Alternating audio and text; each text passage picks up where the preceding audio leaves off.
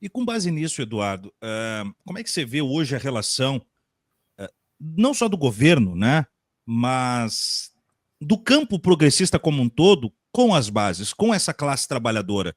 Como que está havendo esse diálogo e onde ele pode ser afinado, uma vez que a gente vê, muitas vezes, o que o Gessé chama de pobre de direita, né? A gente vê uma inclinação do não atendimento às utopias, à expectativa e esperança, e o sujeito sendo cooptado pela mais canalha venda de um sonho inalcançável que o cultismo e o neopentecostalismo criou.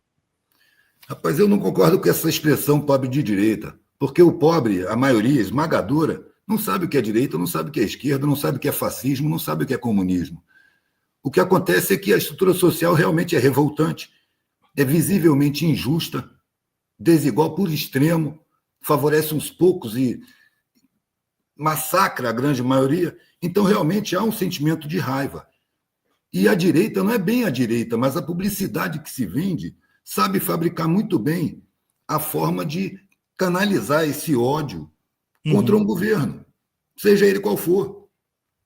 Porque a estrutura da sociedade ela é montada de uma forma corrompida, corruptora e corrupta. Qualquer governo convive com isso.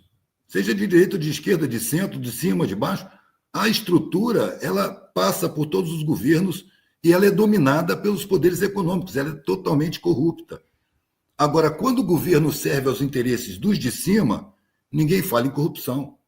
É pontual. É alguma briga de cachorro grande, alguém denunciando alguém. É pontual, não se atribui ao governo. Agora, quando um governo faz alguma coisa pelos de baixo, aí entra o berreiro. Corrupção, corrupção, corrupção, governo corrupto, governo corrupto. Não é corrupto o governo, é corrupta a sociedade na sua estrutura. Ela é feita para ser corrupta. Ela é feita para que o dinheiro tenha um poder de pressão irresistível nas instituições. Por isso que eu falo, nós temos instituições democráticas, mas não democracia. Porque as instituições são totalmente infiltradas, pressionadas, dominadas, sequestradas por poderes econômicos, que têm na sua mão o mega poder das comunicações, que pode destruir qualquer reputação, que pode inventar qualquer mentira, que deve imposto e não paga. Ou seja, é um poder colossal dentro do país, dominando as comunicações, diante de uma população que é sabotada na formação de senso crítico, que não tem como se defender, não tem como criticar, porque a educação popular não deixa desenvolver o senso crítico. Prepara o cara para ser porteiro, para ser almoxarife, para ser qualquer profissão subalterna, sem dar condições dele olhar a sociedade de forma crítica. Ou seja, é o opressor que sonha, o oprimido que sonha em ser opressor. Por quê? Porque ele não tem capacidade desenvolvida de imaginar uma sociedade sem opressão.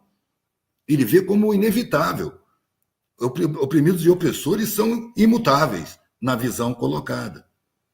Por quem? Por quem oprime, claro. Então o cara sonha em sair da opressão oprimindo, porque não tem capacidade crítica. E aí seria só um câmbio desses espectros, desses lugares, né? Né, nessa transição, dessa dialética do opressor ir pro lugar, do oprimido ir para o lugar do opressor, mas não redundaria numa dinâmica mais saudável de sociedade. Como se disse, as instituições com um verniz democrático, mas não uma democracia plena. O que falta para termos, então, uma democracia, Eduardo? Consciência popular, mano. Não vi nenhum movimento do PT nesse sentido. Ao contrário. Em 1980, eu larguei uma faculdade, peguei uma mochila e botei nas costas. E saí viajando de carona. Na época, o PT era pequeno. Quer dizer, não era nem pequeno, mas não estava nos cargos de poder. Não estava nos cargos. Então, eu estava ali vendendo meu artesanato, eu encontrava com um petista militante vendendo brochinho, na mesma situação que eu. Só que os brochinhos eram fabricados e o meu trabalho era todo manual. E era uma galera simpática, conversadeira, bom de trocar ideia. Depois do Mangueiras, a gente se juntava, falava de política, falava do mundo, da ditadura. Ainda estavam os militares no governo. E eu estava andando na beira de estrada, no meio do sertão, via uma casinha de taipa, velho, coberta com palha, escrito em cima, diretório do PT. Eu entrava, mano, saía do sol, ia para a sombra, encontrava uma cara simpática que olhava para mim e falava: oi, tudo bem? Não perguntava o que eu queria. Oi, tudo bem? Você quer uma água? No Nordeste é comum a primeira coisa que oferecer seja água, e é compreensível. E aí eu ficava ali vendo os murais, vendo quais eventos que ia acontecer em cada lugar. Era um pessoal acessível, simpático, mas o tempo foi passando. Eu passei 2 anos sem ver gente esclarecida, sem ver gente universitária. 2 anos mendigo, dormindo em favela, no papelão, em casa abandonada, pedindo o que comer, sem. Aí, depois de 2 anos, eu comecei a ter filho.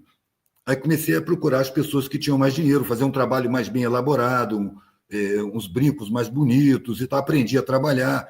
E aí ia para os bares da classe média. E foi engraçado que quando eu cheguei nos bares da classe média, durante a gravidez da minha primeira filha, eu reconheci o linguajar, que tinha 2 anos que eu não via. E pensei comigo, olha onde estão os universitários. Lá onde eu vivo, esses caras não aparecem. Já naquela época, eles não iam nas profundezas da periferia, mas estavam na rua. Depois de um certo tempo, eu comecei a botar minhas ideias no meu trabalho, gravar brochinhos com ácido, depois com percloreto de ferro, botar em relevo, fazer o brochinho com solda, esmeril, um trabalho todo manual, mas com ideias, críticas, né? Questionamentos, proposições, ironias, frases de profundidade, reflexivas. E aí o meu público mudou. Porque é diferente a pessoa que compra coisas bonitas da pessoa que compra coisas pensantes, reflexivas. Então, meu público melhorou de qualidade. E dava papo, rolava assunto. E uma vez em Salvador ainda, eu fui numa mesa com 4 pessoas, e as pessoas gostaram muito, debateram vários assuntos que estavam nos meus broches e tal, acabaram me comprando, e aí fizeram a sugestão. Olha, se você for na Assembleia amanhã, você vai vender pra caramba. Eu falei, que Assembleia? Assembleia no Sindicato dos Professores. Aí eu peguei o endereço, no dia seguinte eu levei a banquinha e marmei na porta.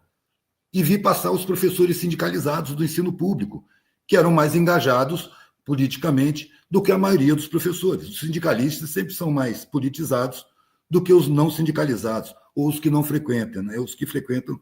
E eu comecei a conviver com o pessoal da esquerda.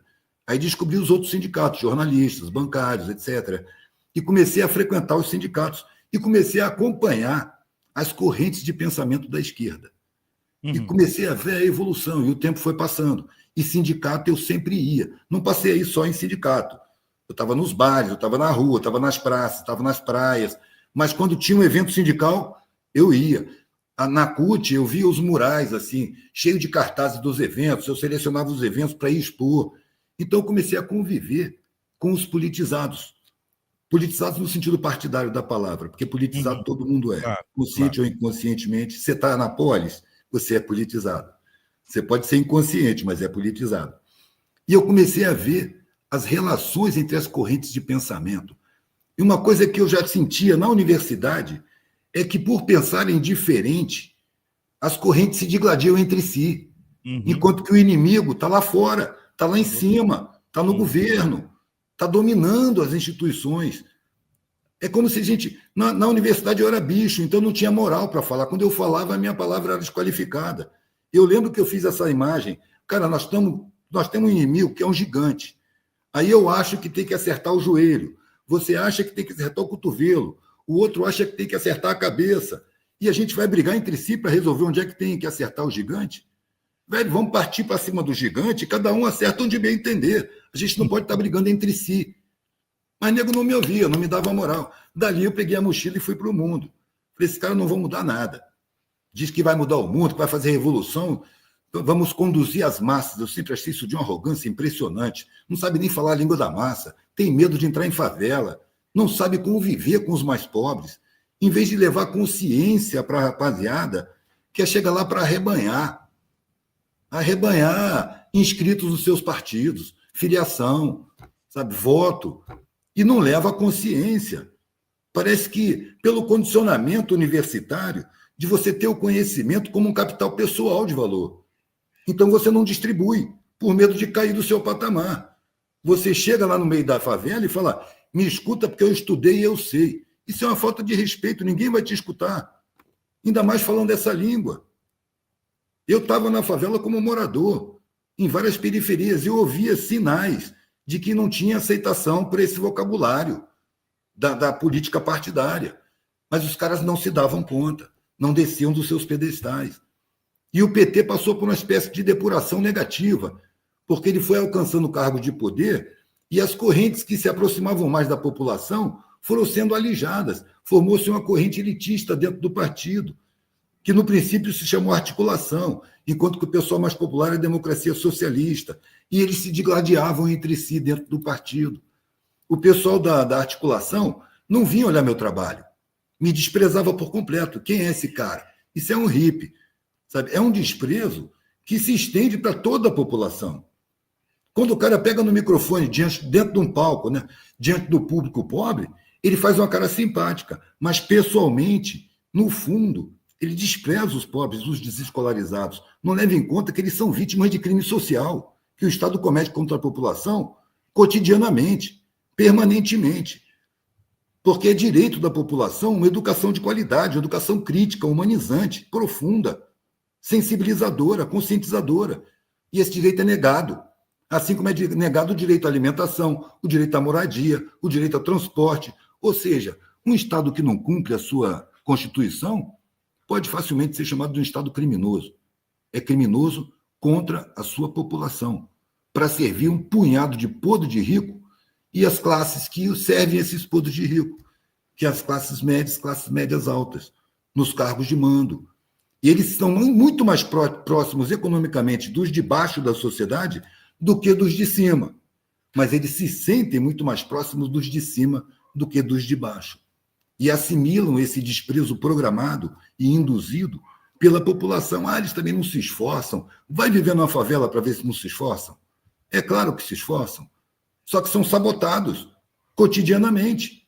E a esquerda assimila essa sabotagem como natural. E ninguém escuta, por exemplo, a Luíza Erundina.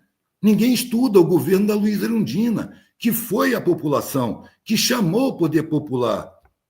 E ela foi eleita contra a vontade do próprio PT. Quer dizer, como diz o Renato Freitas, existe dentro do partido a ditadura dos mandatos.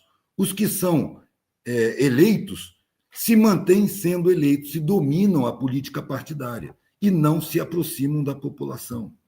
E não têm a humildade de servir a população. Quando chega na periferia, chega benevolentemente querendo arrebanhar o pessoal, dizendo, não, eu estou fazendo por vocês. Cara, quem tem que fazer por vocês são vocês.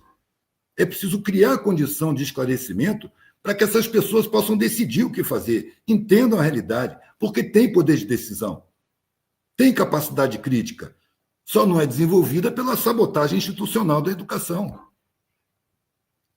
A benevolência da classe média com os mais pobres, ela também é arrogante. Benevolência é uma arrogância boazinha, mas é uma arrogância. É preciso solidariedade. Solidariedade é sentir o sentimento do outro, estar em pé de igualdade. Eu estou diante de um cara esfarrapado, maltrapilho, desdentado, ignorante, analfabeto. Eu estou diante de um irmão que foi roubado nos seus direitos. Eu não estou diante de um ser inferior. Eu não posso assimilar isso. Eu tenho que enxergar a realidade que não é mostrada. São meus irmãos que foram roubados. Então, se eu tive mais acesso do que eles, eu tenho que ter mais responsabilidade do que eles. Eu tenho que levar o conhecimento para eles e não usar o conhecimento para me colocar num patamar superior. Eu estudei, então eu sei mais do que vocês. Eu precisei de 2 anos para me limpar desses preconceitos, porque eu precisava aprender coisas que eu não sabia e eram eles que me ensinavam, porque eles conviviam com aquela situação de não ter nada desde sempre. E eu tinha acabado de começar a dormir no papelão, a não ter nada. Não tinha mais contato familiar, não tinha mais contato com ninguém da minha convivência anterior, de classe média, média alta. Todo mundo cortou relações. E eu precisava disso para realmente não me relacionar mais com a classe de cima. Eu fiquei na periferia das periferias, entre os mais pobres dos mais pobres. Desabrigo. Eu tive que aprender a conviver com aquilo, sem depressão, sem sofrimento, de olho aberto, aprendendo muito. A minha ilusão de saber mais, eu vou ensinar agora para esses caras. Sabe? Primeiro que a língua que eu falava era universitária e ninguém entendia nada. E como eu não era mais universitário, visivelmente, eles não tinham mais aquele constrangimento de me ouvir enquanto eu falava. Porque enquanto eu era universitário, vivia na casa do meu pai, eu ia falar com os mendigos, com os pobres e tal. Eu sempre considerei muito, sempre me envergonhei de usufruir dessa injustiça social nos empregados da classe média. Eu era estranho no meu ninho. Mas eles me ouviam e não falavam nada, porque eu tinha um aspecto de playboy. Quando eu estava na rua, meu aspecto já era outro e começava a querer mostrar às pessoas como é que o Estado funcionava. Os caras riam da minha cara e falavam: Ih, você pensa que é professor? Rapaz, que língua é essa que você está falando? Ninguém está entendendo nada que você está falando. Aí eu me liguei. Caraca, olha o que a natureza me diz. Eu tenho uma boca que serve não só para falar, mas para comer, para beijar, para assoviar, para várias coisas. E eu tenho duas orelhas que só servem para ouvir. Então eu tenho que aprender a ouvir mais e calar minha boca, porque eu estava exercendo uma arrogância. Ainda que de forma solidária, eu estava querendo usar uma língua que eles tiveram acesso vetado. Eu fico com a impressão que a linguagem universitária foi criada para servir de arame farpado, uma cerca para o conhecimento ficar restrito à classe que vai administrar a sociedade e não escapar para a periferia. Então, é uma língua incompreensível para a periferia. Só que a periferia cria suas línguas. Eu tive que aprender a falar essas línguas, porque eu convivia lá. Então, eu aprendi. Quando eu vi a língua universitária nas mesas do bar, eu dei risada. Falei: olha os caras que não sabem falar a língua geral. A língua geral é que pode levar consciência para a população. E eu acho que os de baixo são o alicerce da sociedade. São eles que permitem que se construa as paredes e o telhado da sociedade.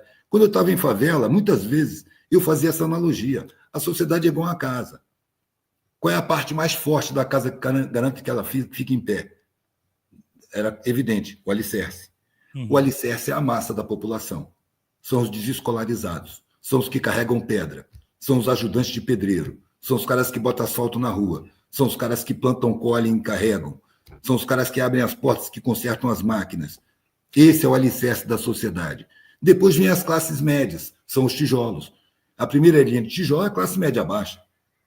É o padeiro da favela, é o entregador. Sabe? Aí depois vem a segunda linha, a classe média, mais alta, e assim vai, até chegar na última linha dos tijolos. É a classe média mais alta, são os desembargadores, os generais, né, os procuradores, os juízes, né, são os acadêmicos de alta estirpe. Aí é a última linha dos tijolos. Depois vem o telhado. O telhado o que é? O empresariado. O pessoal que não ganha salário. O pessoal que lucra. E lucra em cima do alicerce. Agora, lá em cima do telhado, tem a cumieira. A cumieira é aquela parte onde os telhados, as duas águas se juntam e tem os tijolos que cobrem. A cumieira você nem vê do chão.